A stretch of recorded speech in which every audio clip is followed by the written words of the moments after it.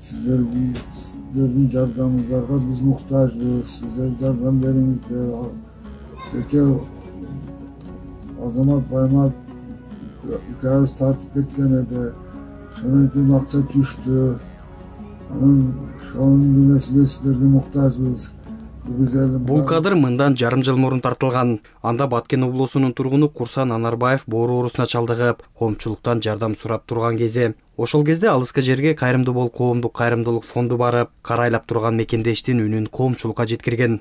Мына урматтуу достор, мына өзүңүздөр көрүп турасыздар, мына курсанттын абалын, апасынын акыбалын. Ушул колдон келишинче кайдыгер карабай, мына ушул жипсиз байланган өмүрлөр бүгүн өтүп жатат. Ден соолуктун кадырын билген адамдар мына ушул ооруканада анан ушинтип көз жашын төгүп турган үй бүлөгө колдон келишинче кол сунайлы достор. Ар кимдин менин колумдан келген мен, сиздин колуңуздан келген сиз кылсаңыз эле мына ушундай кайгынын көз жашы кубанычка айланат. Үмүтүбүз Кудайда, бирок биз себепкер болуучубуз. Ар бирибиз себепкер болуп өзүбүзгө таандык соопко ээ болойлу достор. Кудай буйрса Курсан жакшы болуп кетесиң, Кудай буйрса Аллах Таала көп дуа кылып үмүт кылабыз. Анан Кудай буйрса мына берген эненин батасы, элдин батасы Кудай буйрса кабыл болсун. Кудай буйрса балдардын кашына аман бол. Кайрымды бол коомдук кайрымдуулук фонду Курсан Анарбаевдин кайрылуусун коомчулукка чыгарган соң кайрымдуу эл карап турган жок. Туш тараптан колдоолорун сунуп, керектүү каражатын чогултуп берди. Элдин колдоосу менен Курсан мекендешибиз Индияга барып, боорун алмаштырып, аман эсен мекенге кайтып келген. Кыйынчылык күндөр өткөн соң Кайрымды бол коомдук кайрымдуулук фондунун жетекчиси Азамат Байматов Курсан Анарбаевдин ден соолугунан кабар алып келди. Жакшысызбы, ден соолуктарыңыз? Жакшы турасыздарбы? Өзүң кандай? Кандай Курсан? Жакшыбы, ден соолуктар? Шүгүр. Кудайга чек шүгүр, жакшы буйрса. Жакшы буйрса келип калдык. Кайгынын көз жашы кубанычка айланганда, дал ушул сөз иш жүзүндө далилденип турган кези. Жарым жыл мурун өмүр менен өлүмдүн ортосунда турган учур минтип кубанычка айланып турат. Курсан мекендештин энеси Кайрымды бол коомдук кайрымдуулук фондуна жана кайдыгер карабай кол сунгандарга ыраазычылыгын билдирет.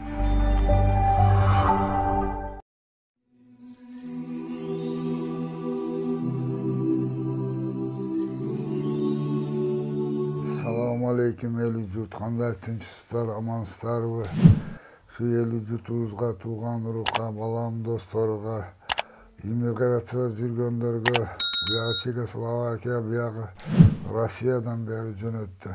Шолорго чоң рахмат. Шолордун балдарын, кыздарын жакшылыгын көрсүн, урматтарын көрсүн. Аганы менен кошо карып, кошо арысын.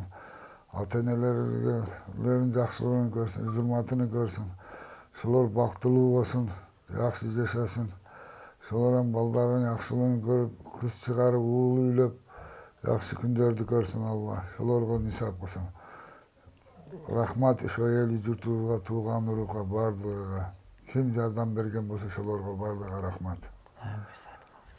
Жакшысыздарбы, кыргыз элим, тууган уругум, эли журтум, досу жарым, кудандаларым, алыста иштеп жүргөн эже-сиңди, ака-укаларым, бардыгыңарга жакшылыктар болсун, бардыгыңарга саламдар жолдойм. Şu менин балам Курсанбек şu сероз печен болуп ооруп калып, канча кайгыларда жүрдүм. Кудайга бейсеп шүгүрлөр кылам. Şu балам Азаматка жолугуп калып, шунун жардамы менен биз көп жардамдарды алдык. Канча ийгиликтерге жетиштик. Аллага бейсеп шүгүрлөр болсун. Больницаларда жатканда ыйлап эшиктердин алдында калып жүрдүм. Кудайга шүгүр, азыр бейсеп шүгүрлөр кылам. Азыр үйüm толо балдарым менен сүйүнүп отурам. Мана биздин Аллах-Ахуалыбызды сураган Азамат балам кептир. Буга миң рахмат дейм. Үй бүлөсү менен, бала чакасы менен, келинчеги менен бактылуу жашасындар. Ата-энелери şu балдардын жакшылыктарын тең көрсүндөр. Эме тилеген болсо Аллахым тилектерин берген болсун. Şu балам Курсанбек Индияга кызым Толгонай күйөө балам Эдик менен барып, şu боорларын алмаштырып келди. Балама донор болуп, кичине кызым Толгонай жардам берип, şu боорунун 80%-ин берип балама жардам кылып келди. Бейсеп шүгүрлөр кылам. Күйөө балам Эдик шуларды карап, шуларды өйдө кылып, өзү алып барып, өзү алып келди. Аллага бейсеп шүгүрлөр болсун. Шуларды Азамат балам жардамы менен биз Индияга балдарым жөнөттүм. Жакшы лечение алып келди, жакшы тосуп алышып, сүйүнүп барып, сүйүнүп келиштилер. Аллага шүгүр. Оорулары жакшы азыр эми. Өтүп кеткен күндөрүмдү эстесем азыр Кудайга шүгүр азыр бейсеп шүгүрлөр кылам. Сүйүнүп отурам, үйүм сүйүнүштө. Өттү бар жок, өттү кетти. Коробкалар көтөрүп ыйлап базарларда жүрдүм. Барбаган жерлерим калбады. Ушу балдарым жаны каса деп бар жокко чалым экөөбүз барабар баса барабар турдук. Аллага шүгүр. Караганыбызга ham карабадык, балдарым жаны касын деп.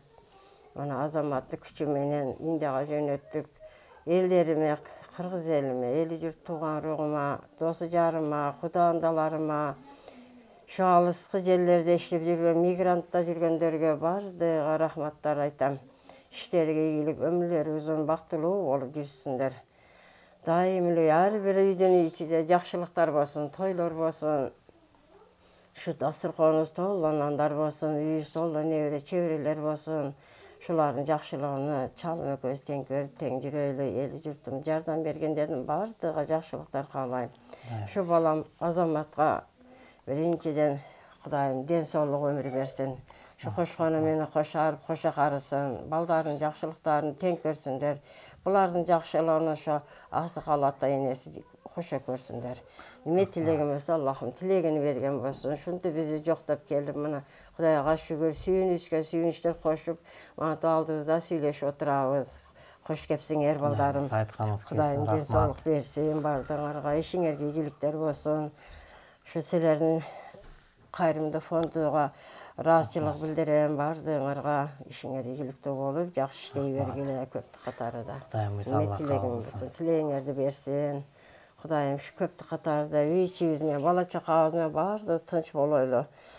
Эмне максаттарыңар болсо, максаттарыңарды Аллахым кабыл кылган болсун, жакшы күндөр болсун. Ушинтип бири-бирибизден кабыл алып жүрө берели. Мына урматтуу достор, мекендештер, бүгүнкү күн баягы кыргызда бир жакшы сөз бар. Бир күн бар, 1000 күнгө тете деп айтат. Ана ошондой 1000 күнгө тете, мындай бир жашоо тагдырдын ушундай бир жакшы жака бурулушуна себеп болгон жакшы жандар, жакшы адамдар. Бул кубаныч баарыңыздарга ошол кимде ким кандай кадам жасап, ошол курсанттын ден соолугун жакшыртыш үчүн ошол видеолорду жасап чыгардык. Ошол видеолорго канча комментарий жаздыңар, жылуу пикириңерди жазгандыктагы чоң дем болуп турду ата энеге. Ушул бата тилек, намаздарда кылынган дуалар чоң дем күч болуп берип турупатты. Ушундай бир жакшы видеолорду бөлүшүп кояткандыгыңардын өзү дагы чоң жардам болуп жатты. Ушундай кымындай дагы кичинекей жардам чоң дем күч берип жаткан учур сааттар артта калды. Мен Сираз Печин 2023 билген болгон. Ошо больницага жатып кийин через Азамат экен кайрымдуу бул фондусу менен барып Индияга барып операция болуп келдим. Кудайга шүгүр, азыр баары жакшы. Сиздерге рахмат, кыргыз элиме рахмат, баарыңыздарга жардам берип эме кылганыңыздарга, досторго, классташтарга баарына чоң рахмат айтам. Барып биз берден бир жылдан бери алып эме кылып, акыры диагноз коюлду Сирез Печин деп. Барып Азамат байке байланышка чыгып, через Азамат байке Индияга барып келдик. Кудайга шүгүр, барып пересадка болуп 2024 23 январда операцияга кирдим. Ал жерден 2 ай толук болдум. 2 айдан үйгө келдим. Урматтуу бир туугандар, бул сүйүнүчтүн көз жашы да, кубанычтын, анткени ошол кыйынчылыктын канчалаган адамдар чыга албай калды. Мен ушуну сиздерди көрүп турган көзүм менен мен ушундай көрүп келем, анткени баягы ушинтип кайрылган учурларда көбү жетишип калып, жакшырып калгандардын катарында тургандыгына шүгүр, анткени канчалаган бир туугандар мына ушул азыр далбастап аракет кылып атып жетише албай канчасы жер астында жатат, жер жастанып. Бирок бүт барды Кудайдын буйругунда экен. Анан биз өзүбүздүн мындай планыбыз менен жашабайт экенбиз да. Кудайдын планында экен да курсан. Анан бирок шүгүр ушул күнгө жетип кеткен. Анан бирок айтсаң, мисалы бияктан кетер алдында бизден видеолор чыкканда, анан элдерден кандай биздин мындай чыгарылган видео бир кандайдыр бир таасир берип, жардамы тийдиби, кандай тийди? Биринчи видео чыкканда жакшы таасир болду. Кудайга шүгүр, элиме рахмат. Ушунча каттуу эме болду. 3 айда бардык эме болуп, 3 айда операцияга барып кете турган болуп калдың, чогулуп. кете турган болуп, ал жакта 2 айда барам, 2 айда уже келдим өзү. Ал жакка барганда жакшы бизди күтүп алды перевозчиктер. Ошо Актар деген бар, ага рахмат. Ал бизди баргандан кетке чейин жакшы карап, жакшы мамиле кылды бизди. Больницада чалсак сразу жооп берип, больницага келип, бизден кабар алып, гостиницага келип кабар алып турду. После операциядан акыбалдан сурап, дарыларды эме кылып, полный Актарга да чоң рахмат, чоң жардам берди. Мисалы барып туруп бара электен алдың, бияктан кете электен мына ошондой мындай аксакалчан атаны, энени дагы алдап, видеолорду чыгарып алып туруп өздөрүнүн реквизит тиркеп, мындай бир акмактар канча бут тозуп атышты. Муну колдон келишинче 1-2-3 канал жаптырганга деле аракет кылдык. Бирок ага деле болбой эле кайра эле башка аккаунт ачып алып эле сенин видеоңду киргизип өздөрүнүкүн тиркеген бул айбандарга деги эле бир эме жасай албай койдук да. Бирок буга бүгүнкү күндө өзүнө тиешелүү эмени алат деп ойлойбуз. Бул биринчи Кудайдан алат жазасынчы, анан экинчиден мыйзам алдында да жооп берер күнү бардыр. Анан ошону айтсаң, мисалы сенин видеоңду чыгарып алып туруп жасап аткан алдамчылыкты бул жактан эле.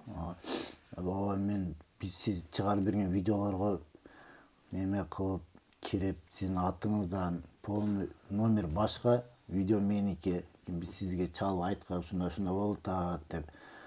Кийин өздөрүгө ошол номерге чалсак иштебейт ал номер. Бир чалдык, дан бирөөсү койгон экен, ал жалабаттык эже болуп чыкты. Ал мойнуна албай койду, кийинкисине телефонун вообще албай койду ал эже. Ар жак больницада Индияда болгондо биринчи анализдер мемелер кылдык. Ага $3000 кетти донор экөөбүзгө. Мага $2000 1000 кетти. $3000 кетти, кийин общий меменин ичинде болот деди. Общий сумма 23000 кетти бизге операцияга. Бирок квитанциялар берилип атты, Квитанция чек дагы менде бар менде. Барды. Больницанын өзүгө $23000 кетти. Кийин больницадан чыккандан кийин уже дары бар мемелер менен уже кайра эле ошондо биздин пулга 3,5 миллион кетти да, кыргыз пулга. Баргандан келгенге чейинки аралык, Бирок сенден мындай ашыкча чыгымдарга учураган жоксуңбу? Анткени ал ачык эле айтып берсин. Мен муну кестиртпейм дагы да, анткени биздин аракет мындай адилеттүүлүк менен болуш керек деп мындай өзүм ушундагы эметип атам. Анан Курсан сенден ашыкча чыккан жок, бирок өзүң айтсаң, ошол жака сен жүргөндөн келгенге чейинки аралыкта башка жолдор менен барып да, же деги эле бирөөлөрдүн алдангандарына күбө болдуң да? Болдум андайлар. Мисалы бараттан башка мемелер кайра эле сизге чалып, бизге келгендер болду гостиницага. Шуна болдук деп, больницада уккан болгон, алданып жүргөндөрдүчү, алдап бирөөлөр абарат экен, пулун алып таштап кетип калган күндөр болот экен. Олар көрдүк, биз сүйлөштүк. Мен бул нерсени айтып атканымдын себеби, урматтуу бир туугандар, анткени муну баягы айткандын оозу жаман, ыйлагандын көзү жаман деген кыргызда мындай бир курт сөздөрү бар да. Себеби буну айтпай коелу дейбиз, бирок айтпай коелу десек, эртеңки күнү дагы бир кыргыз барып алданып отурушун каалабайм да. Анан экинчиден мына видеолор чыкканда, мен бул жактан эле видеолор чыкканда жөн эле жана астына жазып койгон видеолордун баарына ишене бербегиле. Аны сөзсүз чалып, тастыктап, мына ошол видеодогу адамдын өзү менен сүйлөшкөнгө аракет кылгыла.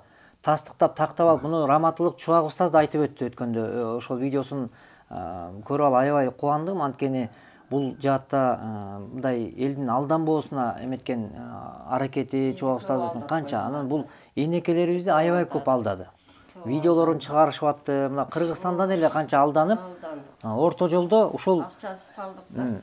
Өмүр менен өлүмдүн алдында жаткан адам алышып, эптеп туруп балаңдап көчөдө коробка көтөрүп чогулуп жүргөн ушул ата менен эненин ушундай бир эмесин алдап, мындай жолго барып аткандарга мындай сөз жок да, сөз жок. Ошон үчүн сага ошондой элдин берген чоң жардамы болуп тургандыгы бир эсе, экинчиден азыр мына ата дагы эне да айтып өткөндөй, сага бир ошо боорунун бир канча бөлүгүн берип, чөнтөгүндө акчасын эле эмес, ошо денесинде турган бир органдын дагы бөлүгүн берип, өзүнүн жанын тобокелчиликке коюп, ушундай бир тууганым жашасын.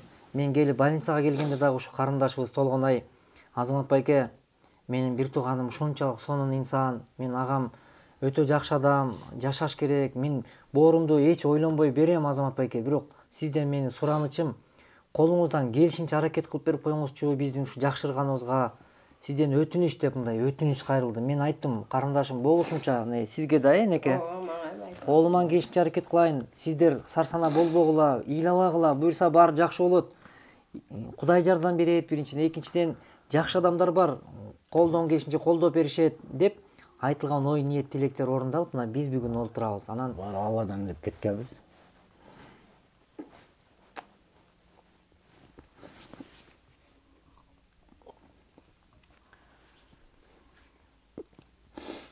Чыктыган карындашыма чоң рахмат.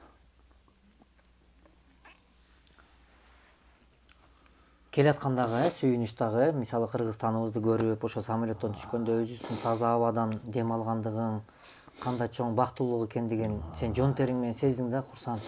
Анткени бул туугандар күтүп алды, достор күтүп алды аэропортто бардыгы. Аларга рахмат. Бардыгына кыргыз элиме чоң рахмат айтам. Досторго көп жардам берди. Тез барып тез келдим мен. Разы болсын, кылган кызматыңарга разы бол, Азамат кылган кызматыңарга разы бол. Шатын эң жакшылыгын көр, зуматын көр, ошолор. Айтылганын тынч болсун, аман болсун. Шолам ата-энеси, апасының жакшы өмүрүн берсин. Мухаммед Актарга ham ошондой, Актарга ham рахмат, Индия элиге рахмат. Баламды ушунча кутуга тургузуп койду. Рахмат ошолорго.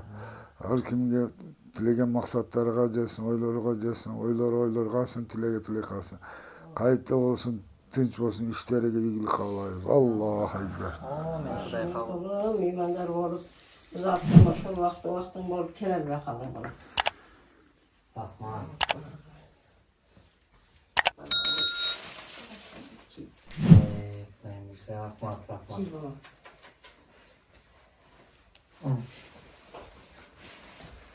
Ооба чак экен айттым.